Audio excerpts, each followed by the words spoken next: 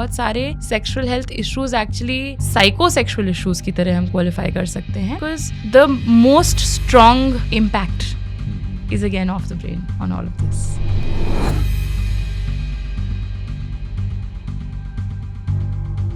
This is one of the biggest question I receive in DMs at times कि masturbation की habit को overcome कैसे किया.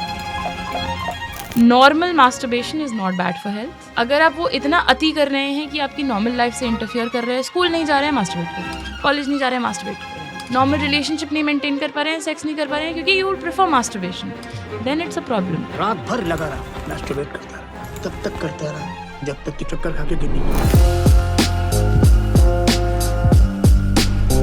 Performance anxiety क्यों होती है, डील कैसे किया जाए इससे?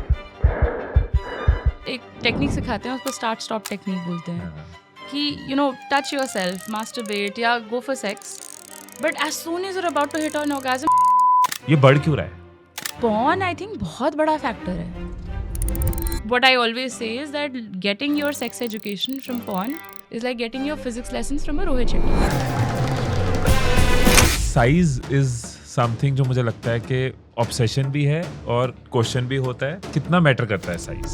कितना छोटा है इसका. मैंने कहा था एकदम छोटा है. छोटा है तेरा. Important for young men to understand, not young men, men to understand कि साइज से कोई फर्क नहीं पड़ने वाला है. इनफैक्ट मार्च ऑफ 2026 में क्लिटरिस पहली बार मैप हुआ है फुली.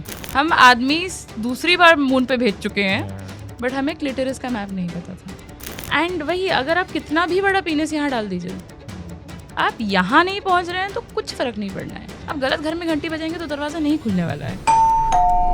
वो लोग जो इस पॉडकास्ट को देख रहे हैं and have never had sex in their life, but कभी ना कभी it would be there first time, so what would be your advice, things to be kept in mind for the first time sex? तो मेरा नाम doctor क्यूट्रस है internet पे, सो क्यूट्रस के सी.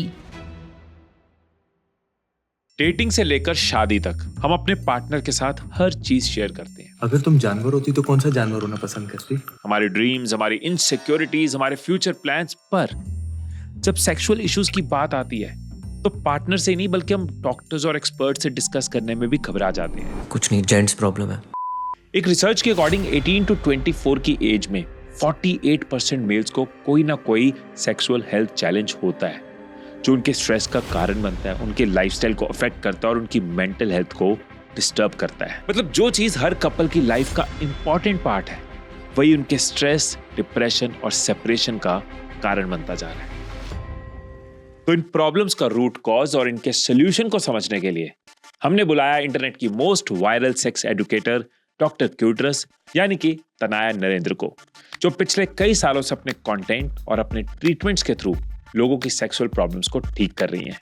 तनाया से हमने जाना कि मेंटल हेल्थ और सेक्सुअल हेल्थ का क्या रिलेशन होता है, कैसे पॉर्न सिर्फ आपकी हेल्थ ही नहीं बल्कि आपके ब्रेन को भी डैमेज करता है, masturbation, performance anxiety, premature ejaculation, इन प्रॉब्लम्स को क्योर कैसे किया जा सकता है. इसके अलावा हमने मॉडर्न रिलेशनशिप्स में आने वाले चैलेंजेस भी डिस्कस करे, जैसे कि सेक्सलेस मैरिजेस में होने वाले डाइवोर्सेस का रूट कॉज क्या है. हमने ये भी जाना कि सेक्स वेलनेस इंडस्ट्री के वो स्कैम्स कौन से हैं जिनके बारे में लोग अनजान हैं. तो इस एपिसोड में आने वाले हर सेगमेंट को सिर्फ सुनना मत बल्कि अपनी लाइफ में इंप्लीमेंट भी करना, क्योंकि हो सकता है आज आपको वो आंसर्स मिल जाएं जिनके ना मिलने की कीमत लोग सालों तक अपनी मेंटल हेल्थ, अपने रिलेशनशिप्स और कभी-कभी पूरी मैरिड लाइफ से चुकाते रह जाते हैं. पॉडकास्ट स्टार्ट करने से पहले एक चीज आपके साथ शेयर करना चाहूंगा.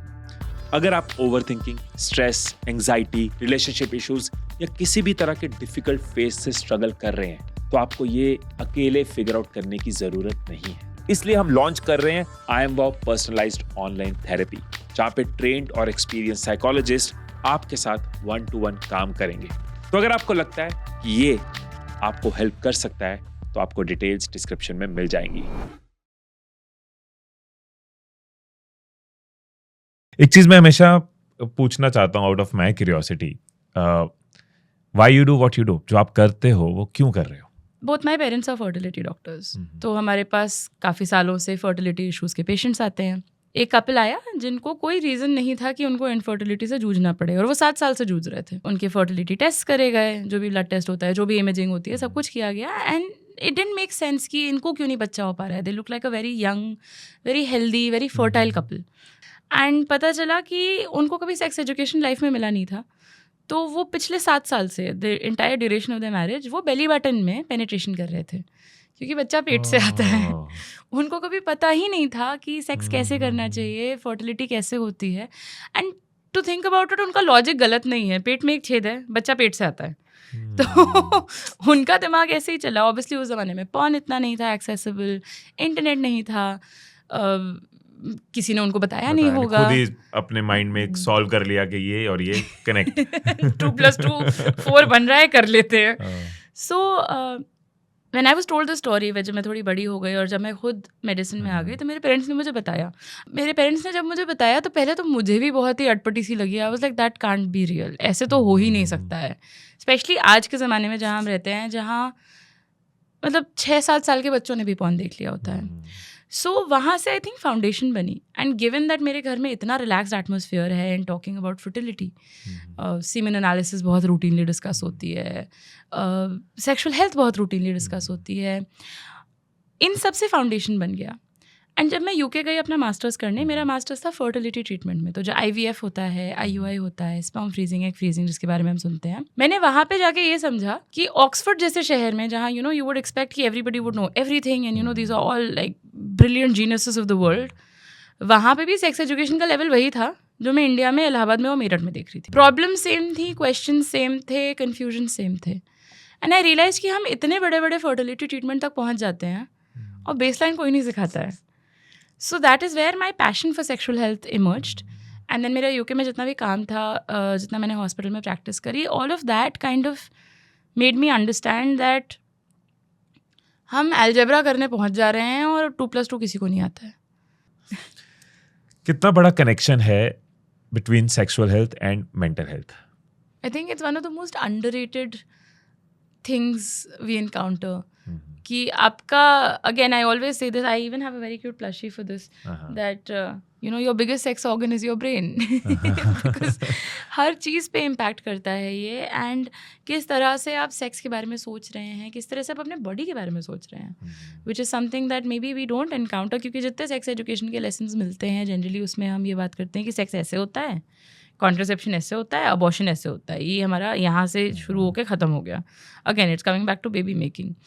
इवन दो आपकी बॉडी इमेज, आप किस तरह से अपने आप को देख रहे हैं, how are you feeling about your own self, not just physically but also mentally, ये सब बहुत स्ट्रांगली लिंक्ड होते हैं। एंड बहुत सारे sexual health issues actually psychosexual issues की तरह हम क्वालिफाई कर सकते हैं, कैटेगराइज कर सकते हैं, because the most strong impact is again off the brain on all of this.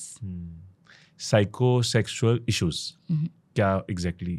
जैसे प्रीमेच्योर इजैकुलेशन हो गया, जैसे परफॉर्मेंस एंजाइटी हो गई, कि बहुत सारे लोगों को सेक्स से पहले डर लगने लगता है, इतना डर लगने लगता है कि इरेक्शन ही नहीं होल्ड कर पाते हैं, कि विल शी जज me on the size of my पीनस, या विल शी जज me on how long I can last, stamina को लेकर के इतना स्ट्रेस हो गया, या अगेन सेक्स तो बुरी बात है, मैं कैसे कर रहा हूँ कि इरेक्शन ही नहीं सस्टेन कर पा रहे हैं, या इरेक्शन हो ही नहीं पा रहा है in the first place.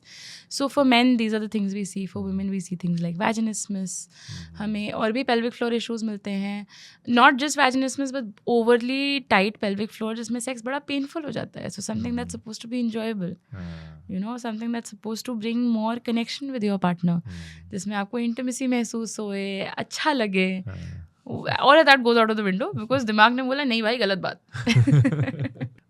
Performance anxiety क्यों होती है, डील कैसे किया जाए इससे? एक टेक्निक सिखाते हैं, उसको स्टार्ट स्टॉप टेक्निक बोलते हैं, कि टच योर सेल्फ, मास्टरबेट या go for sex, but as soon as you're about to hit on orgasm रुक जाओ, कि you hold your body back, क्या ही हो जाएगा, ज़्यादा से ऑर्गेज़म ही तो हो जाएगा, उससे ज़्यादा तो कुछ नहीं होगा, which is joyful, right? What's wrong with it?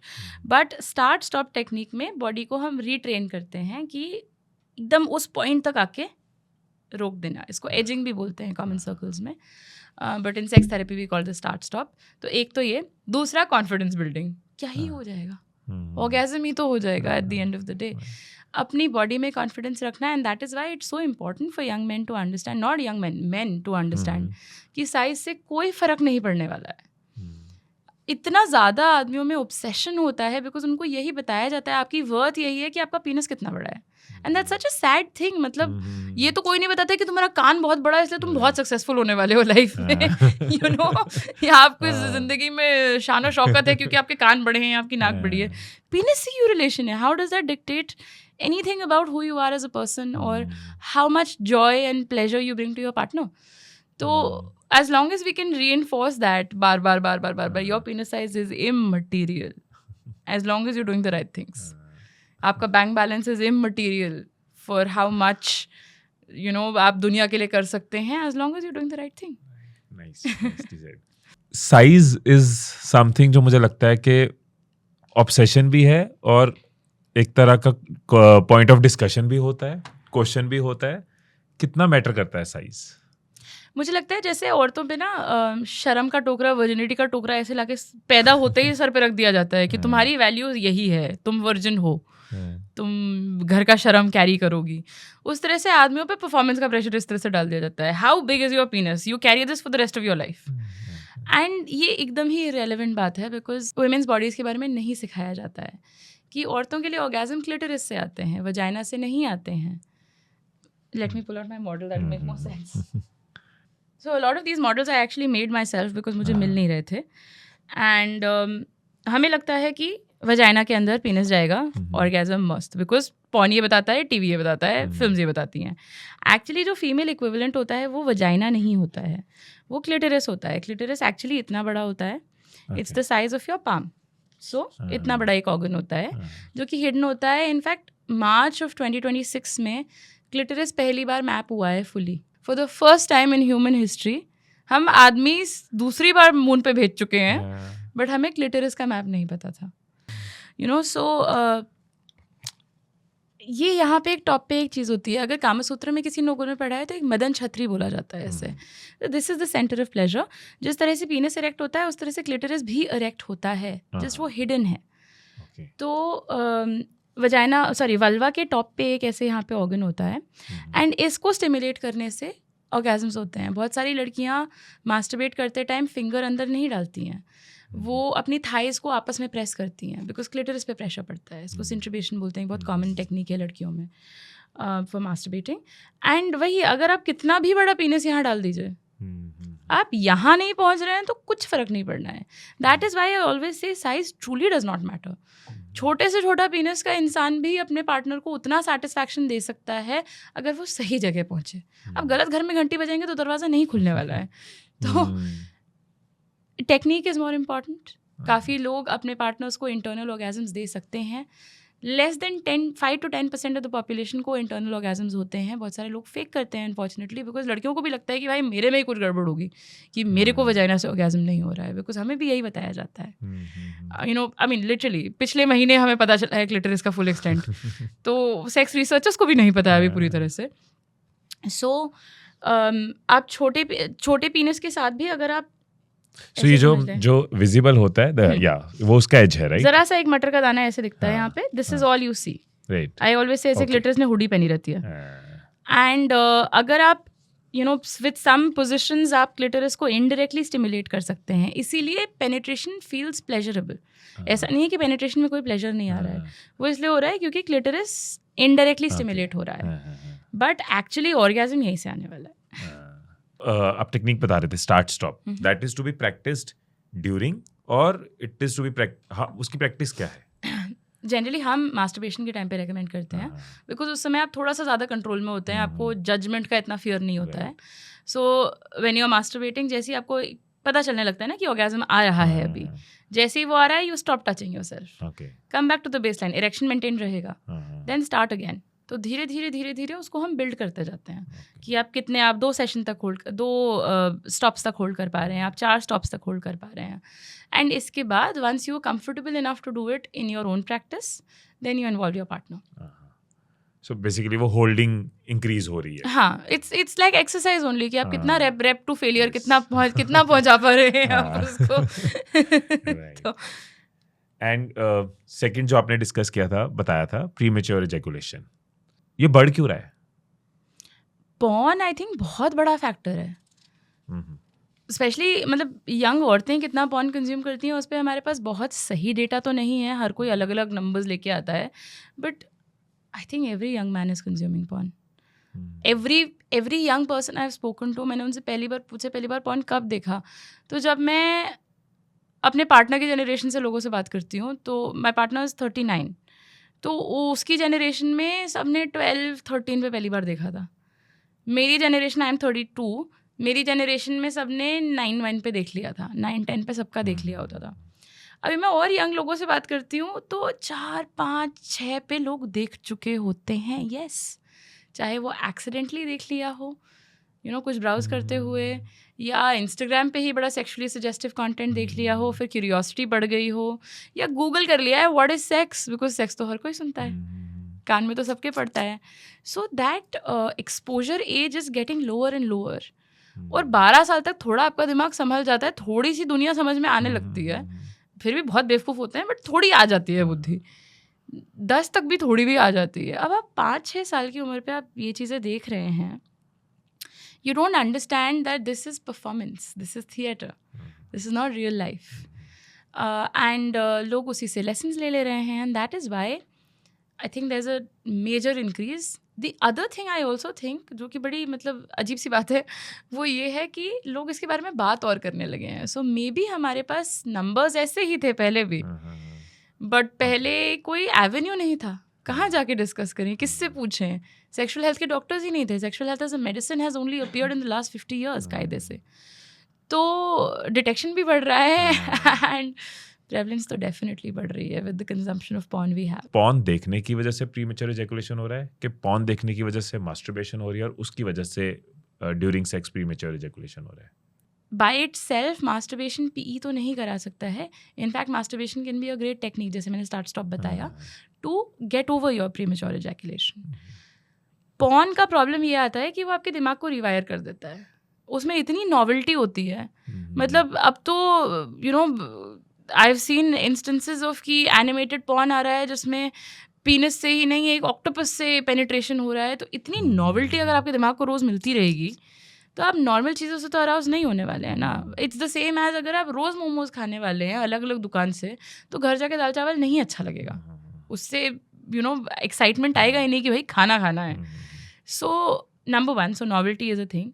The other thing is that porn, what I always say is that getting your sex education from porn is like getting your physics lessons from a Rohit Shetty film.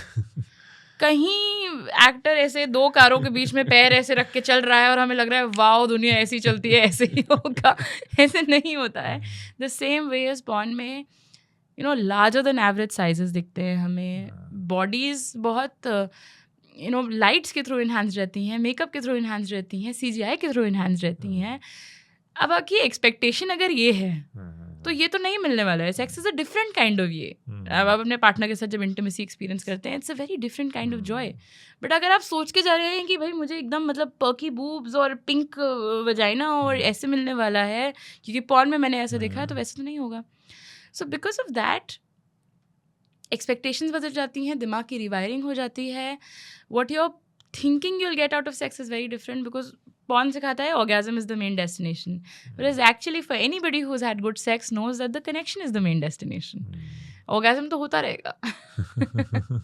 So what you are trying to say is, क्योंकि porn ने ऐसी expectations build कर दी हैं, तो reality में जब आप sex कर रहे हो तो वो एक्सपेक्टेशंस मिसमैच हो रही हैं, इसीलिए आपकी इजैकुलेशन फास्टर हो रही है, जल्दी हो रही है. जल्दी भी हो सकती है, डिले भी हो सकती है, नहीं भी हो सकती है, इरेक्शन भी लूज हो सकता है, काफ़ी सारे सेक्सुअल इम्पैक्ट्स हो सकते हैं. क्या फ्रीक्वेंट मास्टरबेशन टेस्टोस्टेरोन लेवल्स को अफेक्ट करता है? बड़ा ही कॉम्प्लेक्स सवाल है ये. इसका बहुत सिंपल आंसर है नहीं. इजैकुलेशन से आपके टेस्टोस्टेरोन लेवल अच्छे रहते हैं, चाहे वो सेक्स से हो रहा हो, चाहे वो मास्टरबेशन से हो रहा हो. Masturbation is not bad for health.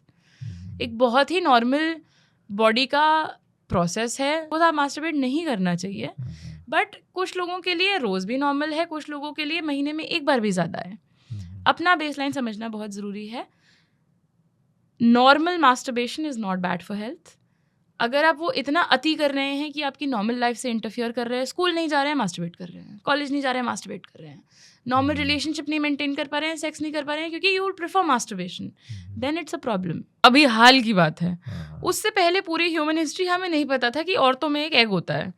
ये पता था कि सेक्स होता है, आदमी अंदर कुछ रिलीज करता है और उसके बाद ऑटोमेटिकली औरत के अंदर बच्चा आ जाता है. सो मैजिक कहाँ है? सीमेन में. हमें ये पता ही नहीं है. Half of the story is literally missing. तो जो सीमेन रिटेंशन की बात होती है कि semen retention gives you power, semen retention gives you focus, semen retention की वजह से बैलेंस आता है, इज इट? अगर आपको ऐसा लग रहा है तो आप करो, बट ऐसी कोई स्टडीज नहीं है प्रूव करने के लिए. नंबर 1. नंबर 2, जो लोग सीमेन रिटेंशन करते हैं उनको नाइटफॉल हो जाता है और फिर वो लूप में फंस जाते हैं कि भाई मैं ही गड़बड़ हूँ, मेरा ही डिसिप्लिन सही नहीं था. That is why I always से कुछ लोग विलफुली नॉनवेज छोड़ देते हैं बिकॉज उनको लगता है कि I will feel better as a human being in my body after leaving nonveg. Great, good for you, do that if it works for you. But that doesn't mean कि आपने nonveg छोड़ के आपके अंदर बॉडी में कोई super natural power आ जाएगी. It's just one of the habits you are practising. Yes, आपका कार्मिक डेट कम होगा, ज़रूर मैं मानती हूँ कि आप किसी को मार नहीं रहे हैं खाने के लिए, बट ऐसा नहीं है कि आपकी कोई मैजिकल पावर्स चेंज हो जाएंगी. सीमेन में कैलोरीज बहुत कम होती हैं. सीमेन में लोग बोलते हैं ना जिंक खूब होता है, बहुत कम जिंक होता है in the large grand scheme of things. The calories in the zinc and the nutrition, vitamin B, vitamin C बहुत होता है प्रोटीन सीमेन में, बट वो बहुत होता है स्पर्म के लिए जो एक माइक्रोस्कोपिक ऑर्गेनिज्म है उसके लिए बहुत है, आपके लिए नहीं है एडिक्वेट. वो सीमेन में शुगर और ये माइक्रोन्यूट्रिएंट्स इसलिए होते हैं सो दैट उसको स्पर्म को बहुत लंबी जर्नी करनी है फर्टिलाइजेशन के लिए. उसको पीनस से, उसको टेस्टिकल से स्पर्म को निकलना है, फिर ऐसे कॉन्वोल्यूटेड रोलर कोस्टर पाथवे से निकल करके 50 चीज़ें और ऐड होके पीनस से निकल करके वजाइना के अंदर जा करके सर्विक्स को पार करके यूट्रस को पार करके फिलोपियन ट्यूब के अंदर घुस के एग को फर्टिलाइज करना है. इतनी लंबी जर्नी के लिए उसके लिए न्यूट्रिएंट एडिक्वेट है. एथलीट तैयार हो रहा है बेसिकली. बिल्कुल, वो उसका प्रोटीन शेक है, आपका नहीं है.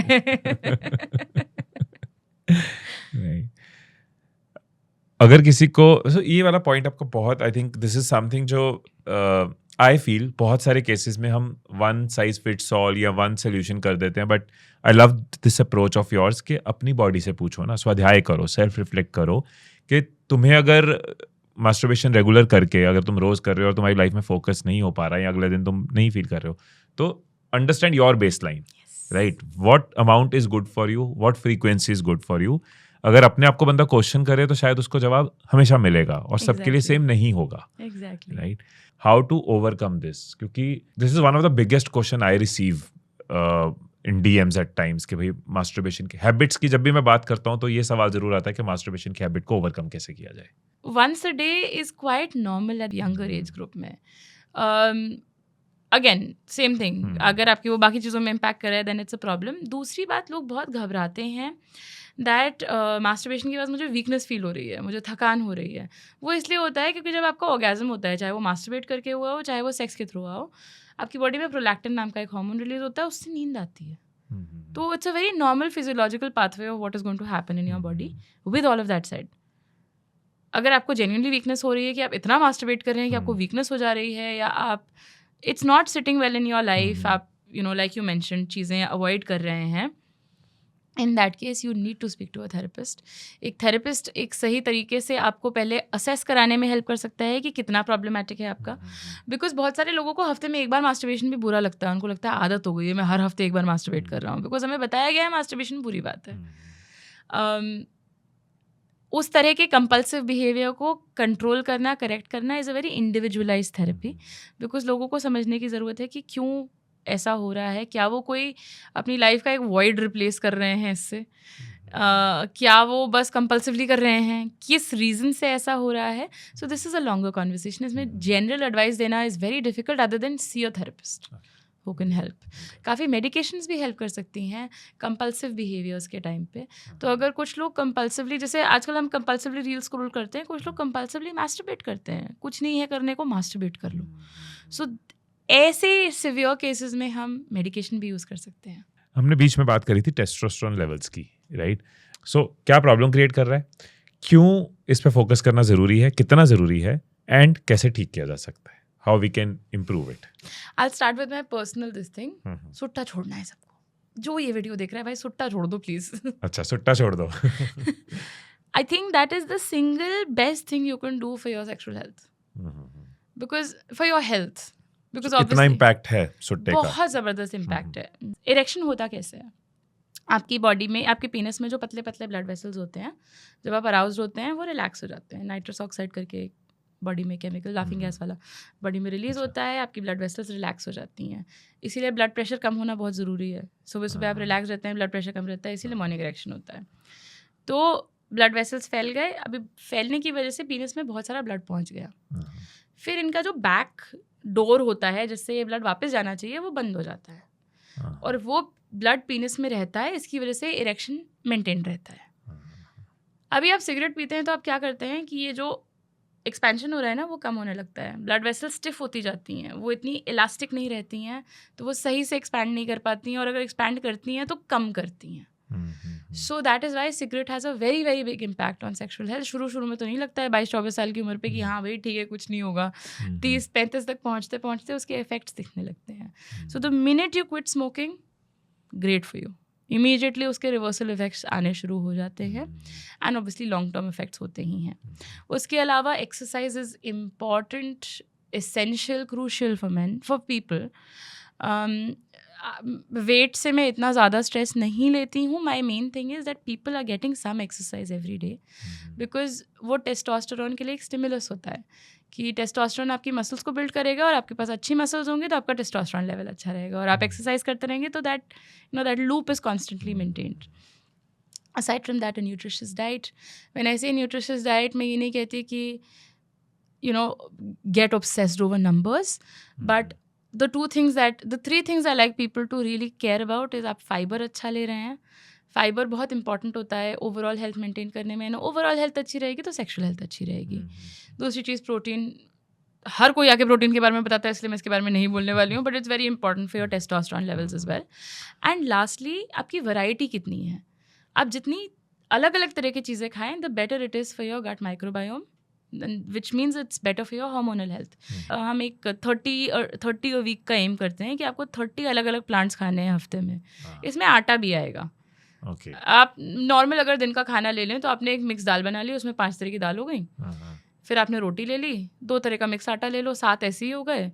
एक आलू प्याज शिमला मिर्च की सब्जी बना लो, 10 ऐसे ही हो गए। तो मैं एक मील में बता रही हूँ 10 हो जा रहे हैं। सो 30 a week you have to aim for, because this gives you a better microbiome, that gives you better hormonal health. There is no amount of alcohol that is good for the body, as we are learning right now. बहुत सारे लोगों ने experience किया होगा कि जिस रात बहुत दारू पी ली हो तो अगले दिन इरेक्शन होने में दिक्कत होती है, उसको विस्की डिक बोलते हैं। अगले दिन नहीं, एक्चुअली उसी समय इरेक्शन होने में दिक्कत होती है, इसको विस्की डिक बोलते हैं। तो any amount of alcohol is bad for the body, but I do understand that alcohol और smoking इतने socially common चीज़ें हो गई हैं कि हर कोई कर रहा है। तो figure out what works for you. If you're not able to stop it completely, limit it to get it down to the absolute bare minimum. Sleep is essential for testosterone, which is essential for sexual health. अच्छी sleep maintain करना। जिनकी night shifts हैं उनको मैं recommend करती हूँ कि एक स्लीप हाइजीन का रूटीन बना लें। Sleep, nutrition, exercise, sunlight, these are 4, and cutting out sutta and alcohol. These are 5 essential things you can do for good sexual health as a man. So किसी जो ये पॉडकास्ट देख रहे हैं, किसी ने अपना सुट्टा इसी वक्त फेंक दिया, अल्कोहल अगर वो ले रहा है तो उसने डिसाइड कर लिया कि अब कम कर लूंगा, डाइट पे काम करना। वो 30 वाला बहुत अच्छा फंडा था, उसने उसको भी उस तरफ भी चलना शुरू कर दिया, स्लो बेबी स्टेप्स लेने शुरू कर दिए। No, what kind of difference happens, जिंदगी में क्या बदलाव आता है जब किसी का टेस्टोस्टेरोन लेवल इंक्रीज होता है, मेंटेन होता है, बढ़ता है, तो रियल लाइफ में क्या उसको बेनिफिट्स होते हैं? मोस्ट इमीडिएट इफेक्ट जो दिखता है वो है कि थोड़ी मेंटल क्लैरिटी आ जाती है, जो ब्रेन फॉग होता है वो लिफ्ट होने लगता है, डिप्रेसिव सिम्टम्स कम होने लगते हैं। With all of this I want to say कि टेस्टोस्टेरोन रिप्लेसमेंट थेरेपी जो लोग ऐसे जाके मतलब कहीं भी कोच से ले लेते हैं या वो सब ले लेते हैं, please don't do that, because उसके आपके फर्टिलिटी पे भी इफेक्ट्स होते हैं, स्पेशली अगर आपकी बेसलाइन टेस्टिंग नहीं हुई हो। जैसे आपको ये दवा बिना किसी से डॉक्टर से कंसल्ट करे नहीं लेंगे, you have to think of it as a दवा because it is a hormone. तो coming back to how testosterone changes it, generally the joy of living comes back in some way. Low testosterone से, जिसको हम बोलते हैं anhedonia होता है। Anhedonia मतलब मज़ा नहीं आ रहा है ज़िंदगी में, लिटरली दैट। हेडोनिज्म मतलब जॉय, और एनहेडो हुआ ऑपोजिट ऑफ दैट। तो सब कुछ डल लगता है, थोड़ा डिप्रेसिव सा मूड रहता है, अच्छा नहीं लगता है, something feels unwell in you. फिर मसल ग्रोथ बहुत अच्छी आने लगती है. You know this is a very simply you can think of it is that कुछ डेटा सजेस्ट करता है that 40% of all Olympic gold medallists that are women have PCOS. क्योंकि PCOS में naturally high level of testosterone होता है, so it's easier to build sports performance there. तो इतना impact होता है आपके टेस्टोस्टेरोन पे कि अगर आप थोड़ा सा भी ज़्यादा हाई टेस्टोस्टेरोन हो तो you find it easier to build muscle to the extent of becoming an Olympic gold medallist. So you find it easier to pack on muscle, you find it easier to exercise, and मतलब if you are passionate about exercise तो exercise में मज़ा आता है यार. मतलब खुशी बहुत मिलती है जिम जाने के बाद, उस समय चाहे कितनी मौत क्यों ना आ रही हो. तो ओवरऑल आपकी लाइफ परफॉर्मेंस बेटर करता है, better erections, better overall health, better cardiovascular health, better stamina, सब कुछ अच्छा हो जाता है बेसिकली. वो जब मैं रिसर्च कर रहा था, जब पता था आपके साथ बैठने हैं, so I was able to figure out कि एक बहुत बड़ा इशू जो बढ़ रहा है एज पर माई रिसर्च, आप एग्जैक्टली बताओगे, that is male infertility, right? So इसका रीजन मतलब राइज क्यों है? इनफर्टिलिटी बढ़ आजकल इसलिए रही है बिकॉज एक तो लाइफस्टाइल फैक्टर है ही डेफिनेटली. हमारी लाइफ बहुत बिजी हो गई हैं, हम नहीं एक्सरसाइज कर रहे हैं, हमें नहीं सनलाइट मिल रही है. आधे से ज़्यादा हिंदुस्तान, इतना धूप वाला देश, विटामिन डी डेफिशिएंट है, तो सही हार्मोनल पाथवेज नहीं बन पा रहे हैं हमारी बॉडी में. बट ऑल्सो डायग्नोसिस बढ़ गई है. पहले infertility, so because my parents are infertility specialist, मैं तो ये बहुत देखती हूँ, मैं बचपन से ये सब देखती आ रही हूँ. पहले नहीं आते थे आदमी टेस्टिंग के लिए, बच्चा नहीं हो रहा है, बांझ है, नई शादी करा दो. अभी दूसरा का भी नहीं हो रहा है, तीसरी शादी करा दो. या बच्चा नहीं हो रहा है, इसका ट्रीटमेंट कराओ, ट्रीटमेंट कराए चले आ रहे हैं, कुछ नहीं हो रहा है. तो आधे से ज़्यादा लोगों को तो ये पता ही नहीं है कि मेल फैक्टर भी इम्पॉर्टेंट है. 40% of fertility issues are male, 40% are female, 20% are unexplained or coupled issues. तो सब चीज़ें हो सकती हैं. 40% male issues, 40% male, 40% female, 20% coupled और unexplained, जिसमें बहुत सारे फैक्टर्स हो सकते हैं. तो डेफिनेटली अवेयरनेस बढ़ी है, एजुकेशन बढ़ा है, लोग अब जानने लगे हैं. आजकल मार्केट में आपको सीमेन एनालिसिस एप्स नहीं, गैजेट्स मिलने लगे हैं, जिसको आप अपने फ़ोन पे लाइक अगर ये फ़ोन है आपका तो आप उस पर एक ऐसे एक डिवाइस चढ़ा सकते हैं, उसमें कैमरे, वो आपके कैमरे से काम करता है. एक छोटी सी स्लाइड पे वो आपको टेस्ट किट्स मिलते हैं कि आप कैसे अपना सीमेंट डाइल्यूट करके उस छोटी सी स्लाइड पे चढ़ा के उस गैजेट में घुसा दें, so you can analyse your own semen. 5-5 हज़ार रुपये की मिलती हैं, तो it's not like super expensive. तो लोग अब ये सब भी करने लगे हैं. Man have become very health conscious now, which is a new thing that is happening. So definitely there is more awareness, more detection. And अब ये सोशल ईवल्स पहले के थोड़े कम होते जा रहे हैं कि बांझ है, इसको छोड़ दो, नई शादी करा दो, थोड़े तो कम हुए हैं. I remember, मैं अपना इंसिडेंट शेयर करता हूँ. So when I and my wife decided to plan a family, तो हम जब फर्स्ट विजिट थी हमारी, तो उसने अपना पूरा गायनी ने हमें बताया कोर्स ऑफ एक्शंस क्या होगा, कि पहले आप नेचुरली इतना टाइम ट्राई करो, अगर नहीं होता then will go for test. पहले हम गुंजन का टेस्ट करेंगे, राइट? एंड इसके बाद she had entire disclaimer to say this कि आपका टेस्ट करना होगा, कि कहीं ऑफेंड ना हो जाए, कि देखो फिर उस केस में आर यू ओके अगर हम दिन. एंड मैंने क्वेश्चन किया कि आप मेरे केस में इतना क्यों बोल रहे हो, क्योंकि because main get offended on this कि मेरा कोई टेस्ट होगा. सामान फेंक के चले जाते हैं कि ये कैसे बोल दिया, मेरी मर्दानगी पे सवाल उठ रहा है. Which is it's sad, but ठीक है.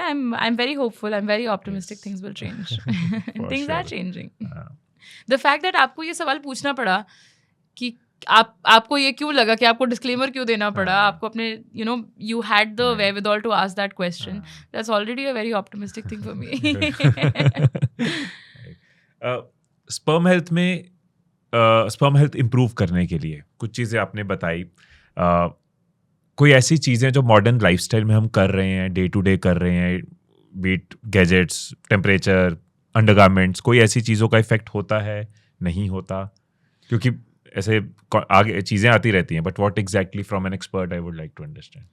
सो आपके जो स्पर्म होते हैं, आपके जो टेस्टिकल्स होते हैं, they have their own kind of internal temperature regulation unit ऐसे समझ सकते हैं, उनका अपना थर्मोस्टेट होता है कि टेस्टिकल्स की जो स्किन होती है, स्क्रोटम जो होती है, उसमें बहुत रिंकल्स होते हैं. वो रिंकल्स इसलिए होते हैं क्योंकि वहाँ एक्स्ट्रा स्किन है कि अगर आपको गर्मी लग रही हो तो testicles will hang lower. Fever के टाइम पे लोग नोटिस करेंगे उनके टेस्टिकल्स लो हो जाएंगे बिकॉज स्पर्म बहुत टेम्परेचर सेंसिटिव होते हैं.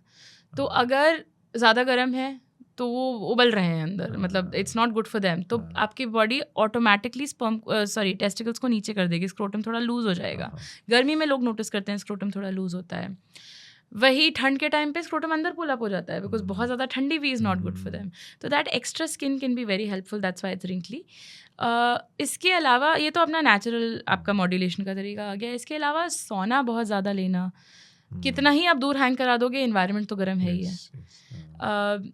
सम new research is actually suggesting कि अभी बहुत ही नेसेंट डेटा है ये कि वार्मिंग टेम्परेचर से मतलब आपके फीमेल फीटसेस का चांस बढ़ता जाता है. तो अगर बहुत ज़्यादा गर्मी हुई, ग्लोबल वार्मिंग इस तरह से बढ़ती गई, तो it's possible that male species might get wiped out because सिर्फ औरतें लड़कियां पैदा होंगी. Again very nascent research, so this is speculation. But इसके अलावा सोनाज आई ऑलवेज से डेटा बहुत ज़्यादा नहीं सजेस्टिव है कि गोदी में लैपटॉप रख के काम करने से इतना फ़र्क पड़ता है. But logically for me it checks out कि आप गर्म लैपटॉप क्रॉच पे रख रहे हैं, टेस्टिकल्स का एक्सपोजर हो रहा है. जो लोग बहुत टाइट अंडरवेयर पहनते हैं वो गर्म हो सकता है. My recommendation is always boxers या बॉक्सर ब्रीफ्स. वो टाइटी वाइटीज़ थोड़ा ज़्यादा अंदर एकदम प्रेशर क्रिएट कर देती हैं. उसके अलावा very finally it's very sad but wheel chair users में बिकॉज एक कांस्टेंट हीट बनी रहती है, उनको हाई एक्सपोजर ऑफ हीट हो सकती है उनके टेस्टिकल्स में. दैट सेम वे जो लोग पूरे दिन कुर्सी में रहते हैं for their work, obviously these are not similar things but वो लॉजिक हम यहाँ एक्सट्रैपोलेट कर सकते हैं. So take time to air yourself out. If possible lungi पहनिए या ढीले कपड़े पहनिए. Don't wear tight jeans all the time. Temperature wise तो ये किया जा सकता है. Otherwise obviously the same stuff that I always talk about, sleep, nutrition, exercise, all of these things. With that said, अगर कोई sperm का abnormality है, amount कम है, तो multivitamins कुछ लिए जा सकते हैं. Specifically antioxidants कुछ कोक्यू नाम के होते हैं, they are very very good. मनुका हनी एक बड़ी महंगी हनी आती है but we seen good results with some patients with it. मैं हमेशा कोई भी फर्टिलिटी से स्ट्रगल कर रहा होता है तो मैं उनको रेकमेंड करती हूँ कि अलग अलग किस्म की बेरीज़ खाइए. इन बेरीज़ में एंटीऑक्सीडेंट बहुत होता है. ये नहीं कि बाज़ार से महंगी रास्पबेरी खरीदें, शहतूत खाइए, but just more colourful foods, they have lots of antioxidants. Eat the rainbow. आपने बीच में गैजेट्स की बात करी थी. एक गैजेट बताया था आपने जो सीमेन एनालाइजर, राइट? और किस तरह, क्योंकि आप इस फील्ड में इतने टाइम से हो, और कैसे गैजेट्स ऐसे आए जो आपको लगा अरे ये क्या क्या बन रहा है? क्या it could be very useful, could be very funny और शॉकिंग? Well literally shocking. कुछ इलेक्ट्रिकल स्टिमुलेशन के डिवाइसेस आते हैं जो पीनस पे यूज़ करे जा सकते हैं, but they are helpful for people जिनको पैराप्लीजिया है, तो उनके नेचुरल पाथवेज नहीं काम कर रहे हैं ऑर्गेज़म के, और उनको if they want to have a kid तो उनका स्पाइनल पाथवे तो सही से काम ही नहीं कर पा रहा है कि वो सही से इरेक्शन कर सकें या ऑर्गेज़म कर सकें. तो उन केस में माइल्ड इलेक्ट्रिकल स्टिमुलेशन से हम उनको ऑर्गेज़म करा सकते हैं. तो वहाँ से सीमेन सैंपल लिया जा सकता है, which was when I learned about it I was like wow. Genital lightning creams आजकल बड़ी चल रही हैं, बड़ी फैशन में. हमें ये सिखा दिया गया है कि पॉर्न में ऐसे जेनिटल्स दिखते हैं, सबके लाइट कलर्ड होते हैं, जबकि किसी के लाइट कलर्ड नहीं होते हैं, एटलीस्ट इंडियन सब कॉन्टिनेंट में. मैं तो कितने मरीज देखती हूँ दिन में, और कितने देख चुकी हूँ मैंने, तो किसी के एकदम पिंक पिंक नहीं देखे हैं जैसे पॉर्न में दिखाते हैं. इनफैक्ट ये जो मैंने मॉडल पहले दिखाया था अपना, मुझे कभी कोई मॉडल मिला ही नहीं है जिसमें ऐसे स्किन कलर्स हों जैसे एक्चुअली हमारे होते हैं. मैंने इसको बेकिंग सोडा के डब्बे पे बनाया है क्ले लेके, बिकॉज ऐसा पिगमेंटेशन दिखाते ही नहीं है. वो जितने भी आपको मॉडल्स मिलेंगे उन सब में ऐसा एकदम पिंक पिंक सब कुछ होगा. So the same thing for पीनस. मतलब मुझे डार्क कलर का वो नहीं मिल रहा था इंडिया में क्ले, तो ये तो मैंने यूएस में बनाया था. बट हमें सिखाया ही नहीं जाता है कि हमारे जेनिटल्स में पिगमेंटेशन होता है, और फिर लोग महंगे महंगे सीरम्स खरीदते हैं जिनसे उनको बर्न्स हो जाते हैं, या ब्लीच यूज़ कर लेते हैं जिससे उनको और प्रॉब्लम्स हो जाती हैं. सो स्कैम बहुत भरा है इंडस्ट्री में. एक्चुअली आई थिंक फील्ड ऐसा है कि इजीली एक्सप्लॉइटेबल है लोगों का, एक Absolutely. वो वाला एक इनसिक्योरिटी है लोगों की, और बात करने में hesitation है. बात करने की हेजिटेशन है. तो लग रहा है कि शायद मेरे पार्ट्स ही डार्क हैं, तो ये मेरे को बता रहे हैं, तो I should take this because बाकी दुनिया तो सही चल रही है, मैं ही गलत चल रहा हूँ. एक कंपनी है, उसका एक ऐड था कि वो बट लाइटनिंग क्रीम बनाते हैं. बट लाइटनिंग क्रीम ये भी है. उनका एड था कि 82% of men don't like their women's butts to be dark, are you one of them. मतलब कितनी खराब बात है यार. ऐसे इस तरह की टारगेटेड मार्केटिंग Right, करके right. वो अप्रोच कर रहे हैं. They making people feel bad about their bodies. एक बड़ा फेमस लाइन है that if people one day, if women one day decided to wake up and love their bodies as it is, billions of dollars of industries would die out. Because सिखाया ही जाता है हमें कि नहीं, तुम गलत हो, तुम्हें डार्कनेस ऑफ इनर थाइज इसलिए है क्योंकि तुमने वीट यूज़ किया, या यू नो तुम गर्म इन्वायरमेंट में रहती हो. भाई डार्कनेस ऑफ इनर थाइज होती है, सबको होती है, आदमी औरत हर किसी को होती है. So it's very sad, and that's kind of why I do what I do, because you know, even in an environment like my household जहाँ पे बातें टैबू नहीं थी, मैंने भी ब्लीच किया है अपने इनर थाइज को. मैंने भी ये सब सोचा है, मैंने भी नींबू लगाया है अपने वल्वा पे, क्योंकि मुझे लगता था हायरा मेरे अंदर कुछ गलत है कि मेरा स्किन डार्क है, जबकि मॉडल्स तो ऐसे नहीं दिखते हैं. किसी भी मॉडल के थाइज देख लो, एकदम यू नो परफेक्ट होते हैं. हाल में मैंने pole dancing as a fitness start करी है. It's a very very physically intensive activity and core strength बहुत चाहिए. Not like in a sexual connotation, I just want to build strength. And मैंने जब अपने शुरू के पहले वीडियोज़ देखे ना, तो मैंने एक ही चीज़ नोटिस करी अपने वीडियो में कि मेरे इनर थाइज पे पिगमेंटेशन दिख रहा है. एंड पोल डांसिंग में आपको कम कपड़े पहनने होते हैं बिकॉज आपकी स्किन के कॉन्टैक्ट पे रिलाई करता है. It's not more about strength, it's more about friction. तो कम कपड़े पहने, शॉर्ट्स पहने, तो दिख रहा था कि मेरे इनर थाइज में पिगमेंटेशन है. मैंने अपलोड करने से पहले 10 बार सोचा कि क्या मैं ऐसे अपलोड करूँ, नहीं करूँ. मैंने uploaded it, you know, so many women wrote to me saying कि मुझे देख के इतना सांत्वना मिल रही है दैट आपके भी ऐसा पिगमेंटेशन है, मेरे ही अंदर कुछ गलत नहीं है. So in spite of doing this work for so many years, मैं आज भी सोचती हूँ, बिकॉज इतना इनग्रेन्ड है मेरे दिमाग में वो कि ये गलत है. क्योंकि बचपन से मीडिया के थ्रू, आसपास की मार्केटिंग के थ्रू, हमेशा न्यूज़पेपर बोर्ड्स, हमेशा वो कंडीशनिंग कर दी गई कि this is called beauty, these are the standards, ये मीट नहीं हो रहे तो तुम में कमी है. तो हम कहीं ना कहीं कंडीशन हो गए, सब कंडीशन हो गए. इनफैक्ट द इंटायर रेसिज्म जो क्रिएट हो गया, वो सारा कलर बेस हो या कुछ भी हो, technically we are not born with it. It has been given us, fed to us. Right. वो लोग जो इस पॉडकास्ट को देख रहे हैं and have never had sex in their life, but कभी ना कभी it would be their first time, and first time के लिए subconscious भी होते हैं, nervous भी होते हैं, butterflies भी होती हैं. So what would be your advice, things to be kept in mind for their first time sex? तो मेरा नाम डॉक्टर क्यूट्रस है इंटरनेट पे. सो क्यूट्रस के C, just remember C, which is consent, most important. बहुत सारे मैसेजेस आते हैं, मैं अपनी गर्लफ्रेंड को कैसे कन्विंस करूँ सेक्स कर ले. क्यों कन्विंस करना है भाई, जब उसका मन करेगा कर लेगी साथ में. तो कंसेंट बहुत ही ज़रूरी है. एक्सप्लिसिट कंसेंट बहुत ज़रूरी है आज के ज़माने में. You have to go for that. दूसरी बात, कम्युनिकेशन. कम्युनिकेट करना ज़रूरी है. सेक्स के बारे में बात करने में इतनी शर्म नहीं होनी चाहिए. Communicate what are the things you're okay with, what are the things you don't want to try. Because हमें आजकल पॉर्न ये बताता है कि एनल सेक्स हर कोई कर रहा है, यू नो ओरल सेक्स हर कोई कर रहा है, हर आदमी औरत के फेस पे एजैकुलेट करता है. पॉर्न में तो ये नज़र आता है. ऐसा नहीं है, हर किसी को ये पसंद भी नहीं है. तो that communication, what are your hard boundaries, what you don't want to try, I think it's important. एक बेस लाइन एस्टैब्लिश करना. And lastly, condoms.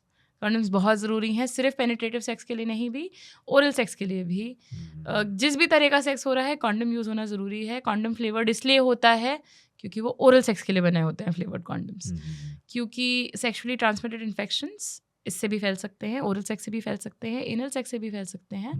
So not just pregnancy prevention but also infection prevention. Go in knowing that sex is not all romance and roses and candles. It's going to be funny, it's going to be awkward, अजीब सी आवाज़ें होंगी, maybe somebody will fart, you know, everybody is nervous. और bodies वैसी नहीं दिखेंगी जिस तरह से आप सोच रहे हैं आपकी दिखनी चाहिए, जिसमें पॉर्न में दिखती हैं. तो go in with an open mind and थोड़ी फनी चीज़ें होंगी. be prepared for the unexpected. I think ये भी लोगों का ऑब्सेशन होता है कि सीट बेल्ट नहीं पहननी, प्रोटेक्शन नहीं यूज करनी. 7% of people use a condom regularly. 7%, which is an alarming number. Actually कितनी खराब बात है कि हमारे पास इतना अच्छा टूल है, एकदम इंस्टेंटली रिवर्सिबल. कॉन्डम लगा हुआ है तो प्रेगनेंसी नहीं होगी, कॉन्डम हटा दो तो प्रेगनेंसी हो जाएगी. Simple, 1 step action. सस्ता है, टिकाऊ है, इतना मतलब it's one of the greatest revolutions in the world in my opinion. And हम उसको यूज़ नहीं करते हैं बिकॉज लोगों के दिमाग में आइडियाज़ ऐसे हैं कि इसको यूज़ करने से प्लेजर कम हो जाएगा. कैसे कम होएगा? मतलब won't you feel better if you're safer? आपको इन्फेक्शन नहीं होगा, आपको अनवांटेड प्रेगनेंसी नहीं होगी. That's a good thing. But काफ़ी लोग को, I mean, I've heard this from a lot of people, their partners saying कि I'm too big for a condom. तो उसमें किसी एक मॉडल ने इस पे रिस्पॉन्ड किया था कि उन्होंने अपने पूरे पैर में एक कॉन्डम पहन लिया था दिखाने के लिए कि you can't be too big for it. इसी इंडस्ट्री में एक और चीज़ आती है, उनका कितना स्ट्रॉन्ग पॉजिटिव नेगेटिव रोल है. Sex toys. मैं तो कहती हूँ कि मतलब इतने अच्छे हैं वो कि डॉक्टर्स को अपने प्रिस्क्रिप्शन पे भी लिखना चाहिए. ओके. इतने हेल्पफुल हो सकते हैं. बट अगेन वही, अगर आपका कंपल्सिव हैबिट बन रही है then it's a problem. And be sure about the material, be sure about the quality standards. अच्छे कंपनी से लेना है, सिलिकॉन बेस्ड लेना है या हाई क्वालिटी प्लास्टिक का लेना है. उसमें पोरस नहीं होना चाहिए. लोग मतलब कुछ भी यूज़ कर लेते हैं. स्पेशली आई मीन हम कभी सोचते नहीं हैं इस बारे में, but what about people who are paralysed? क्या वो ऑर्गेज़म डिजर्व नहीं करते हैं अपनी लाइफ में just because they can't touch themselves? उनमें सेक्स टॉयज बहुत हैंडी हैं. हम अपने पेशेंट्स को, जिनको हम again for women in particular, जिनको हम रिवायर कराने की कोशिश कर रहे हैं कि सेक्स और ऑर्गेज़म बुरी चीज़ नहीं है, तो मैं तो अपने प्रिस्क्रिप्शन पे लिखती हूँ masturbate and I need 1 orgasm a week from you. चाहे वो कैसे भी होए, सेक्स करके होए, मास्टरबेशन करके हो, मुझे चाहिए कि तुम्हें ऑर्गेज़म होए. और बहुत सारे लोग जिनके पार्टनर्स उनको छोड़ रहे हैं बिकॉज वो सेक्स नहीं कर पा रहे हैं, इनको वैजिनिस्मस है, वो तो बेचारे मास्टरबेशन से ही काम चला रहे हैं. They are trying to fix the issue and sex toys are helpful here. वो जो नोशन है alcohol makes sex more enjoyable, inhibitions lower हो जाते हैं, तो हाँ in the short run yes it can be more enjoyable because you're experiencing more things. Physical sensation ज़्यादा feel होते हैं. कोई ऐसे नॉर्मली छू दे इतना फील नहीं होगा, 4 बियर पीने के बाद कोई ऐसे छू दे तो ज़्यादा फील होगा. बट वही मतलब dose makes the poison and no amount of alcohol is good for you. But overall अगर किसी को अपनी सेक्सुअल हेल्थ या ओवरऑल हेल्थ इंप्रूव करनी है तो लिमिट थोड़ा कॉन्शियस रहे इन कंजप्शन. अगर हैबिट है स्मोकिंग की तो at least start going towards that direction. And when I say smoking I also mean weed. लोगों को लगता है कि ये तो सिगरेट तो मैं नहीं पीता हूँ, मैं तो वो सब ठीक है. बट वो भी प्रॉब्लम है. Sex in periods it's fine if people want to do it. कुछ लोग को मन नहीं करता है, कुछ औरतों को डिज़ायर नहीं होती है उस समय, कुछ औरतों को बहुत डिज़ायर होती है. एक नेचुरल लुब्रिकेशन रहता है. ऊपर से सर्विक्स जो होती है, जो यूट्रस का बॉटम पार्ट होता है, वो थोड़ा नीचे होता है. तो कुछ लोगों को उससे दर्द भी हो सकता है, कुछ लोगों को उससे ज़्यादा प्लेजर भी मिल सकता है. So it's a conversation. If you want to do it go for it. Sex periods में सेक्स करने से कोई डिजीज़ ज़बरदस्ती नहीं हो जाएगी. बट हाँ, सर्विक्स नीचे है, सर्विक्स ओपन है, तो इन्फेक्शंस का रिस्क बढ़ सकता है. बट वही कॉन्डम यूज़ कर लोगे तो वो वैसे भी रिस्क नहीं रहेगा. तो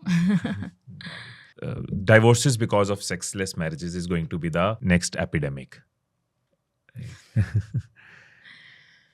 कितना रीजन? ओके, योर थॉट्स कुछ चल रहा है आपके जहन में? I am observing what you saying. आप बताइए.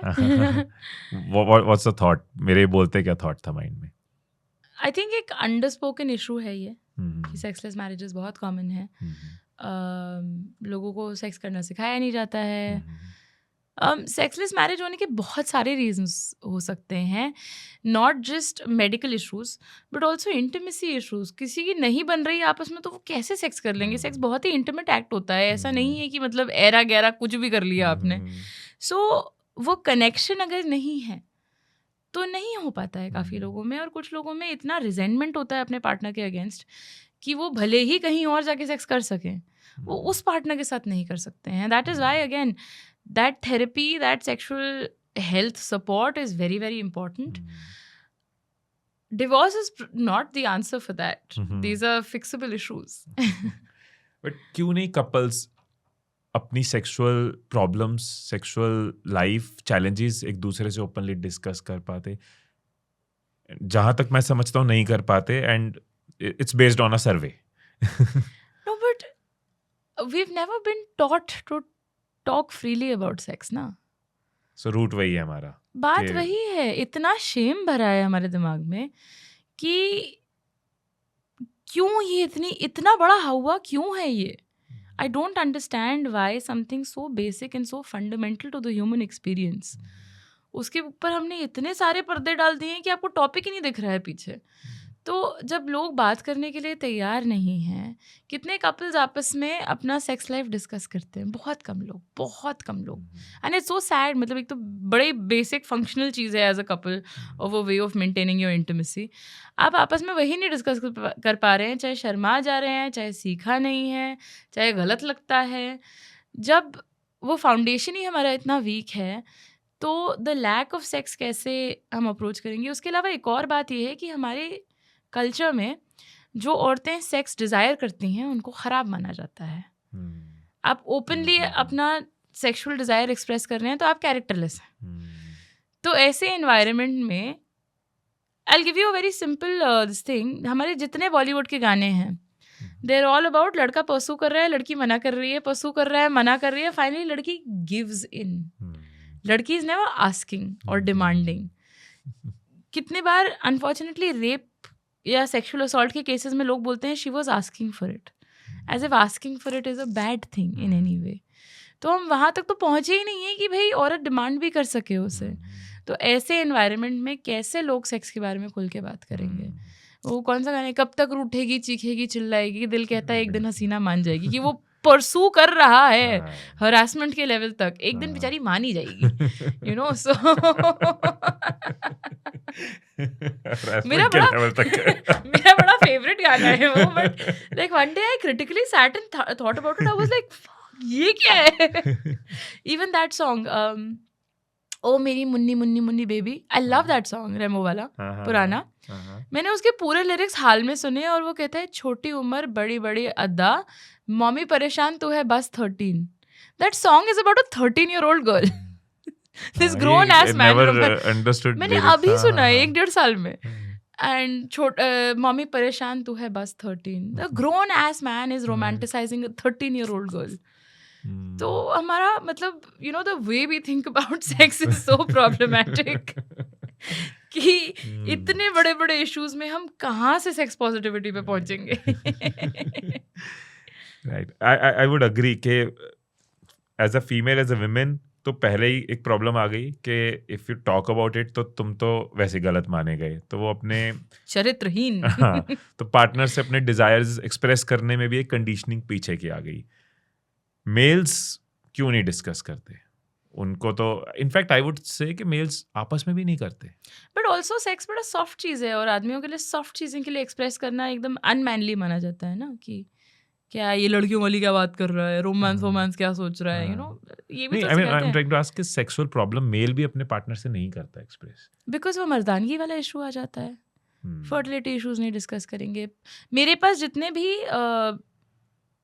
मेल इश्यूज के मैसेजेस आते हैं, डीएम्स आते हैं, ईमेल्स आते हैं, I would say about 50 to 60% of the time उनकी वाइफ्स ने लिखे होते हैं कि मेरे पार्टनर को ये प्रॉब्लम है, हमें हेल्प चाहिए, हम किधर जाएं, आप क्या कंसल्टेशन लोगे ऐसे केस में.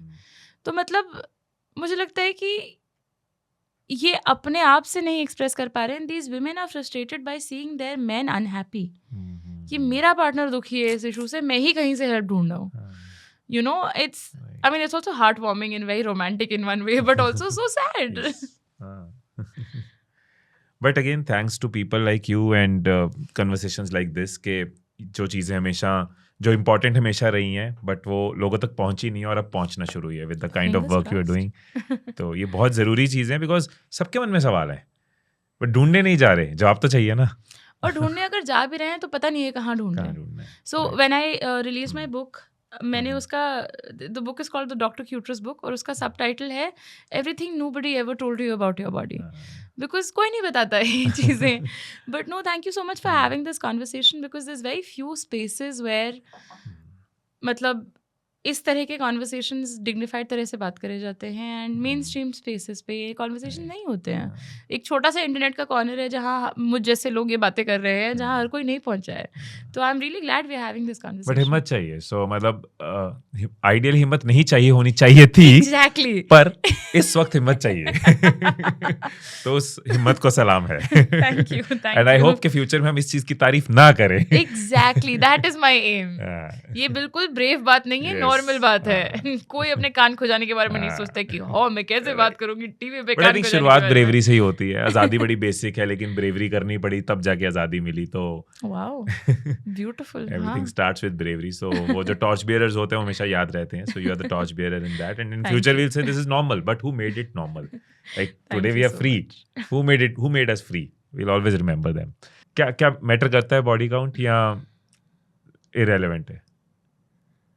Personally, for me, it's irrelevant as a conversation because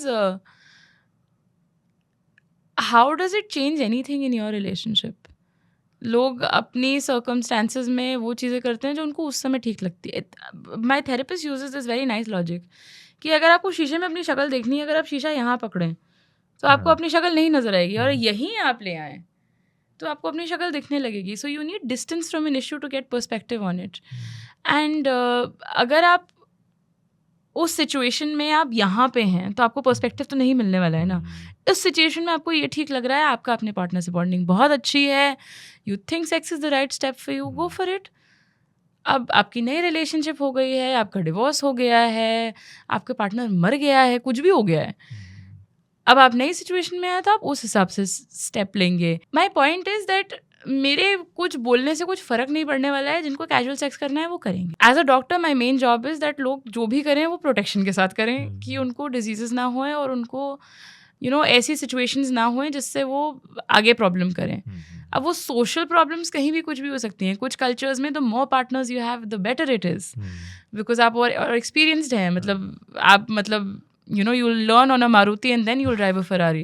कुछ कल्चर्स में ये अच्छा माना जाता है, बट कुछ कल्चर्स में, जैसे हमारे कल्चर में जिंदगी भर मारुति चलाओ, मस्त है. तो ठीक है, जो whatever works for you, but biologically इसका कोई फर्क नहीं पड़ता है as long as you're doing it with protection. Because sex is a very good way of, they're called sexually transmitted infections for a reason. तो अब आपको इन्फेक्शंस एक पार्टनर के साथ भी हो सकते हैं, 100 पार्टनर के साथ भी हो सकते हैं. तो जो भी करना है, मतलब गाड़ी चलानी है तो सीट बेल्ट पहन के ही चलानी है, चाहे मारुति चलाओ चाहे फरारी चलाओ. But interesting, very I think बहुत ही इम्पोर्टेंट एंड नोबल कॉज है ये वाला which you are doing, and thank you for being here. Thank you for sharing knowledge. कितने लोगों के मन में कितने सवाल होंगे जो आपने आज जिनको जवाब दिया होगा, जिनकी फैमिली लाइफ बेटर होगी, रिलेशनशिप्स बेटर होंगे, पर्सनल कॉन्फिडेंस उनका बेटर होगा. In many ways you have helped, so thank you once again. So grateful to have you. Thank you so much for having me. It's been a real joy. Thank my you. Pleasure. इस podcast में आपकी top learning क्या रही, नीचे comments में जरूर बताना. और कौन सी प्रॉब्लम्स आप फेस कर रहे हो, कौन से सवाल है जिनका जवाब आप चाहोगे, कौन से एक्सपर्ट्स इस पॉडकास्ट पे आप देखना चाहोगे, वो भी आप कमेंट्स में जरूर शेयर करना. पिछले 16 साल से मैं अपनी videos, training programs, books, podcast, इन सब के साथ एक ही कोशिश में हूं कि आपको हेल्प कर पाऊं अपनी लाइफ को बेटर बनाने के लिए. एंड अगर आप एक्सपीरियंस और ट्रेन साइकोलॉजिस्ट की 1-to-1 हेल्प चाहते हैं तो आई एम वो पर्सनलाइज्ड ऑनलाइन थेरेपी का लिंक आपको नीचे डिस्क्रिप्शन में मिल जाएगा. फिर मिलेंगे अगली वीडियो में. तब तक खुश रहिए, खुशियां बांटते रहिए. I love you all.